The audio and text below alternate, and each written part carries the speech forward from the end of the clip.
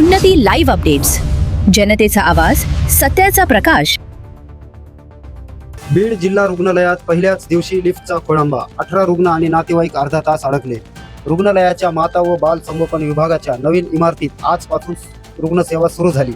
मात्र पहिल्याच दिवशी लिफ्ट बंद पडल्याने रुग्ण आणि त्यांचे नातेवाईकांना मोठा मनस्ताप सहन करावा लागला.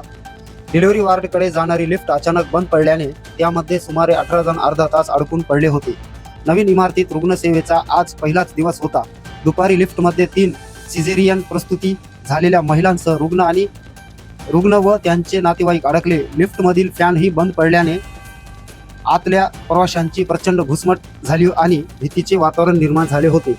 अखेर अर्ध्या तासानंतर रुग्णालयातील कर्मचाऱ्यांनी प्रयत्न करून लिफ्टचे दार उघडून सर्वांना सुखरूप बाहेर काढले. या नवीन इमारतीची जिल्हाधिकाऱ्यांनी 2दा पाहणी केली होती.